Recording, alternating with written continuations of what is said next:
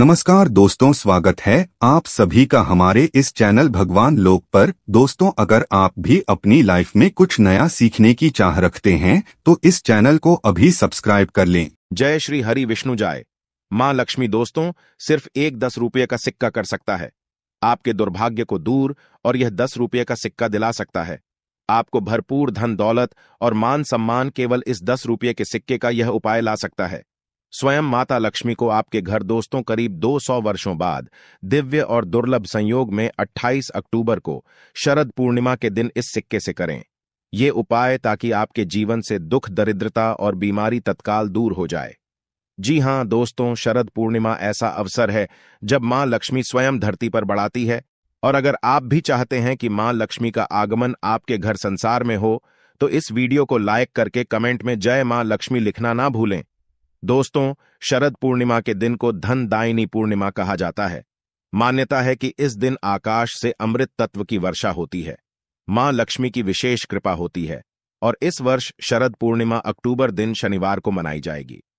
दोस्तों, इस दिन चंद्रमा अपनी 16 कलाओं से परिपूर्ण होता है, और शरद पूर्णिमा के दिन सुख संपत्ति की देवी लक्ष्मी अपनी सवारी उल्लू पर सवार होकर धरती पर भ्रमण करती है।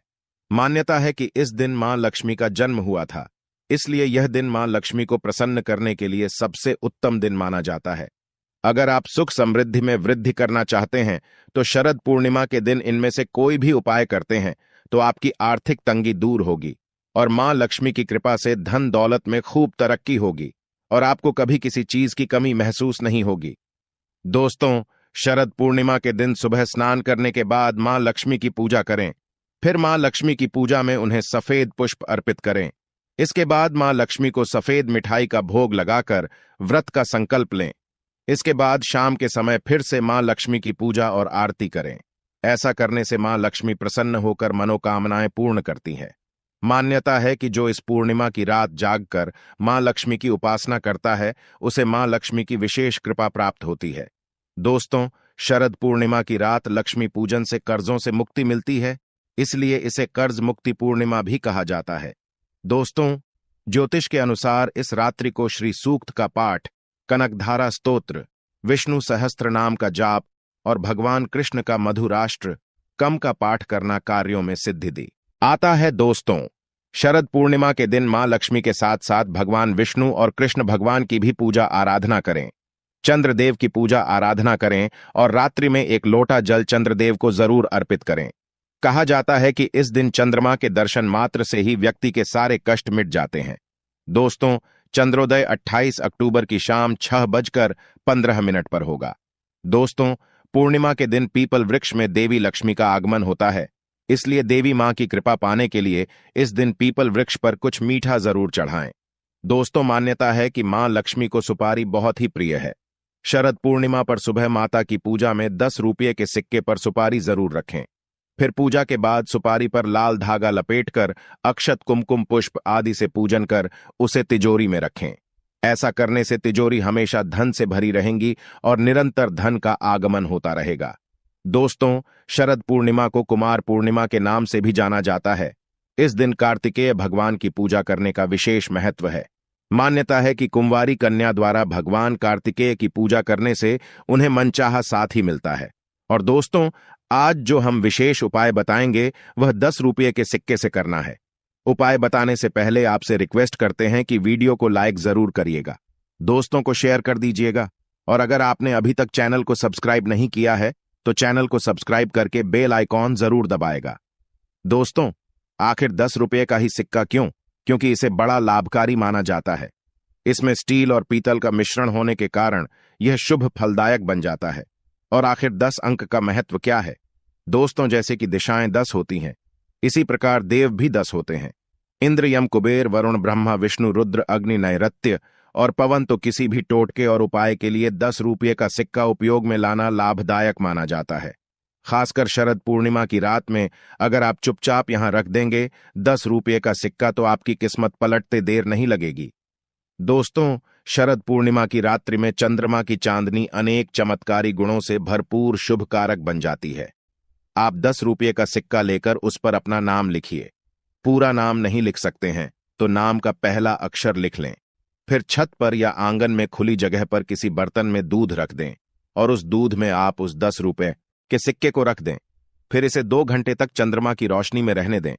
उसके बाद सिक्के को उठाकर उस पर थोड़ा गंगा जल अदाकर इस पर हल्दी का टीका लगाएं। फिर इसे ले जाकर अपने घर की तिजोरी में रख दें। दोस्तों, यह सिक्का धन को खींचता है और इसे तिजोरी में रखने से धन का आगमन निरंतर बना रहेगा और इससे वर्षों की निर्धनता भी दूर हो जाती है और मां लक्ष्मी का घर में स्थायी वास हो जाता है और सिक्के से आपका हर कार्य आसान हो सकता है। दोस्तों, जब भी किसी महत्वपूर्ण काम से बाहर जाएं, तब उस सिक्के को निकालकर एक दीपक पर 3 बार उल्टा वार कर अपने पर्स में रख लें और मन ही मन कार्य पूर्ति की प्रार्थना करते जाएं, तो देखिएगा कामयाबी आपको अवश्य मिलेगी। दोस्तों, शरद पूर्णिमा की रात्रि में खीर को या कई क्षेत्रों में मीठे दूध को चंद्रमा की रोशनी में रखा जाता है।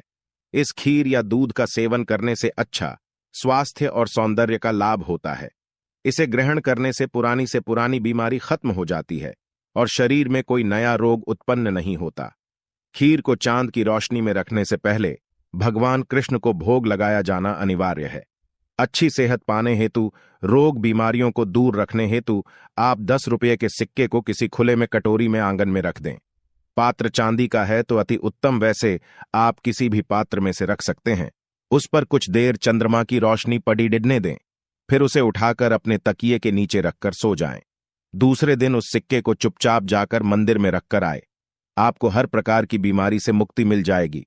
शरद पूर्णिमा की रात हर किसी को कोशिश करनी चाहिए कि कम से कम 30 मिनट चंद्रमा की रोशनी में रहे। विद्वानों का मानना है कि इसके लिए रात 10 बजे से 12 बजे तक का समय सबसे उपयुक्त साबित होगा। जिन लोगों को आंखों में किसी तरह की दिक्कत हो, तो शरद पूर्णिमा की रात चंद्रमा को 15 से 20 मिनट तक टकटकी लगाकर देखें, आपकी परेशानी दूर हो जाएगी। इस दिन मानसिक रोगियों को रोग मुक्ति और मस्तिष्क की मजबूती के लिए आयुर्वेदिक औषधियां पिलाई जाती हैं। मान्यताओं के अनुसार शरद पूर्णिमा के दिन पूर्ण रूप से शुभ फल पाने के लिए इस दिन सात्विक भोजन ग्रहण करें। इसके अलावा शरद पूर्णिमा के दिन शरीर और मन को शुद्ध रखें और कोशिश करें कि इस दिन उपवास रखें।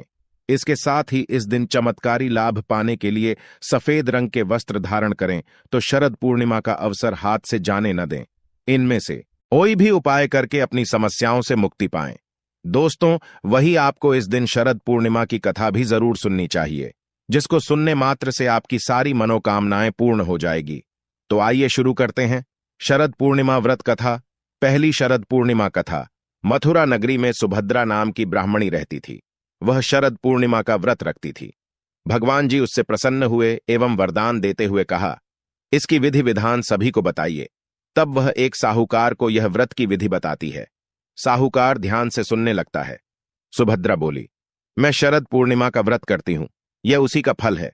साहूकार ने पूछा, इसकी विधि क्या है? सुभद्रा बोली, एक लकड़ी के पता पर इकलौता पवित्र जल भरकर रखें, एक रोली से स्वास्तिक चिन्ह लौटे पर बनाइए। इसके बाद पीतल के गिलास में गेहूं के दाने भरकर रख दें। गिलास पर दक्षिणा रखें। इसके बाद स्वयं तिलक लगा वे इसके बाद 2.5 पाव शक्कर 2.5 पावर खोवा दोनों को मिलाकर पड़े बना लें। इसके बाद पूजन कर एक पीढ़ा प्रभु को चढ़ावे, दूसरा पीढ़ा स्वयं ग्रहण करें, तीसरा पैदा अपने मानदान को दें, जैसे भांजे भांजियों नंद बहिन आदि को दिया जाएगा। चौथा पैदा अपनी सहेली से बदलें, यदि सहेली न बदले तो मंदिर में चढ़ावे। जो सहेली 6 माह व्रत रखें उसे ही पीड़ा दें। 5वां पैदा घर के सदस्यों को बांटे। 6वां पैदा के भाग बनाइए, तुलसी को चढ़ाएं, गौ माता को खिलाएं, अहीर को दें, गर्भवती स्त्री को दें, राहगीर बालक को दे, कुंवारी कन्या को खिलाएं। इस प्रकार से पीड़ा वितरित करें। लौटे में रखे जल को चंद्रोदय के समय चंद्रमा को जल चढ़ावे। घर जाकर साहूकार ने पत्नी को व्रत रखने के लिए कहा। जब उसकी पत्नी ने व्रत की विधि पूछी तो साहूकार ने व्रत की विधि समझाई। तब उसने व्रत रखना आरंभ कर दिया, जिसका कहा। जब उसकी पत्नी ने व्रत को विधिपूर्वक व्रत को विधि समझाई, तब व्रत शुरू कर दिया, जिसका फल यह मिला। साहूकार के यहां 2 कन्याओं का जन्म हुआ। बड़ी का नाम सावित्री और छोटी का नाम चंद्रमुखी। दोनों पूजन कार्यों में बहुत रुचि रखती थी एवं प्रतिदिन पूजन करती थी। यह देखकर कुछ समय बाद दोनों का ब्याह संपन्न घराने में कर दिया गया। दोनों बहनें शरद पूर्णिमा का व्रत रखती थी। सावित्री विधि विधान से व्रत रखती थी, अतः उसे सुंदर संतान की प्राप्ति हुई। इसके विपरीत चंद्रमुखी अधूरा व्रत करती थी, जिसके कारण यह फल हुआ। उसके पुत्र कुछ दिन जीवित रहकर स्वर्ग सिद्धार जाते थे। इस कारण चंद्रमुखी दुखी रहती थी। आखिर एक दिन चंद्रमुखी एक ज्योतिषी से इसका कारण पूछती है। तब ज्योतिषी ने कहा, तुम अधूरा व्रत रखती हो, इस कारण तुम्हारी संतान स्वर्ग को प्राप्त करती है। 8. तुम बड़ी बहन सावित्री से विधि विधान पूछकर व्रत रखो, क्योंकि सावित्री विधि विधान से पूजा करती है एवं श्रद्धा से करती है। प्रत्येक वर्ष की तरह शरद पूनम फिर आई चंद्रमुखी फिर अधूरा व्रत करती। उसका पुत्र फिर मृत्यु को प्राप्त हुआ। चंद्रमुखी ने अपने मृत पुत्र को पता पर लिटा दिया, जिस पर वह पूजा करती थी। संयोग से प्रभु इच्छा से उसकी बड़ी बहन सावित्री उसी दिन घर पर आई। उसने तुरंत प्रभु का नाम लेकर मृत बालक के सिर पर हाथ फेरा तो वह जीवित हो उठा। चंद्रमुखी खुशी से नाच उठी। तब उसे शरद पूर्णिमा व्रत का महत्व समझ में आया। उसने तुरंत प्रभु से क्षमा मांगी, बारंबार प्रभु के चरण स्पर्श किए और कहा, ऐसी भूल अब कभी न होगी।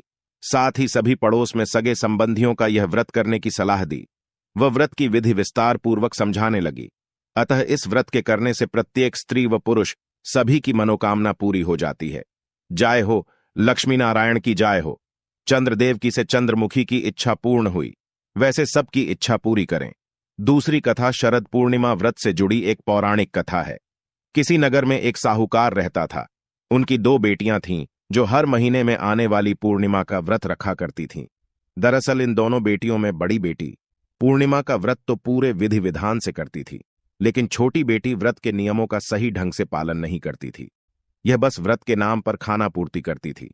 साहूकार की दोनों बेटियां जैसी ही बड़ी हुई, पिता ने दोनों का विवाह करा दिया। बड़ी बेटी के घर समय पर स्वस्थ संतान ने जन्म लिया। वहीं छोटी बेटी को संतान तो हुई, लेकिन उसकी संतान ने जन्म लेने के तुरंत बाद दम तोड़ दिया। इस तरह छोटी बेटी के साथ यह लगातार 2 से 3 बार हो गया। फिर उसने एक ब्राह्मण को बुलाकर अपनी पूरी गाथा सुनाई और इसके उपचार में उपाय बताने के लिए कहा। ब्राह्मण ने उसकी सारी बात सुनी और कुछ प्रश्न भी पूछे। फिर कहा कि तुमने पूर्णिमा का व्रत तो किया है, लेकिन हमेशा अधूरा व्रत करती हो, इसलिए तुम्हें व्रत का पूरा फल नहीं मिल पा रहा है। दरअसल तुम्हें अधूरे व्रत का दोष लग रहा है। ब्राह्मण की बात सुनकर लड़की थोड़ी दुखी हुई। फिर उसने पूरे विधि विधान से पूर्णिमा व्रत को करने का निर्णय लिया, लेकिन पूर्णिमा आने से पहले ही उसने एक बेटी जन्म दिया। फिर से जन्म लेने के साथ ही बेटी की मृत्यु हो गई। हर बार ऐसी घटना से साहूकार की छोटी बेटी काफी दुखी हुई।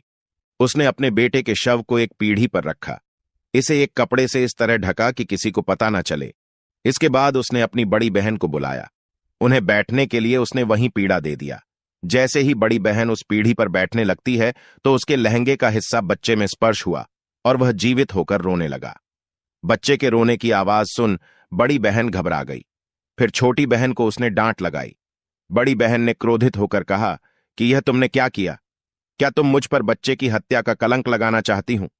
मेरे बैठने से अगर बच्चे की मृत्यु हो जाती तो बहन के गुस्से को नियंत्रित करते हुए छोटी बहन ने उत्तर दिया, यह बच्चा तो मरा हुआ ही था दीदी, तुम्हारे स्पर्श से ही तो यह पुनर्जीवित हुआ है। हर पूर्णिमा पर जो तुम व्रत और तप किया करती थी, उसके कारण तुम्हें वरदान प्राप्त है और तुम पवित्र हो गई हो दीदी। अब मैं भी तुम्हारी तरह शरद पूर्णिमा व्रत पर विधि विधान से पूजन करूंगी। तभी से साहूकार की छोटी बेटी ने भी पूर्णिमा व्रत नियम अनुसार करने लगी। इसके बाद इस व्रत के महत्व और फल का प्रचार पूरे नगर में प्रसिद्ध हुआ। जिस प्रकार माता लक्ष्मी और भगवान विष्णु ने साहूकार की बेटी की कामना पूरी कर सौभाग्य प्रदान किया, वैसे ही हम पर भी आपकी कृपा बनी रहे। तो दोस्तों, आशा करते हैं शरद पूर्णिमा व्रत से जुड़ी हुई यह महत्वपूर्ण जानकारी आपके लिए अवश्य उपयोगी सिद्ध होगी। तो दोस्तों, आपको जानकारी कैसी लगी हमें कमेंट में जरूर बताइएगा। वीडियो अच्छा लगा हो तो वीडियो को लाइक, शेयर और चैनल को सब्सक्राइब करना ना भूलिएगा। आप सभी के मंगल की कामना करते हुए मिलते हैं।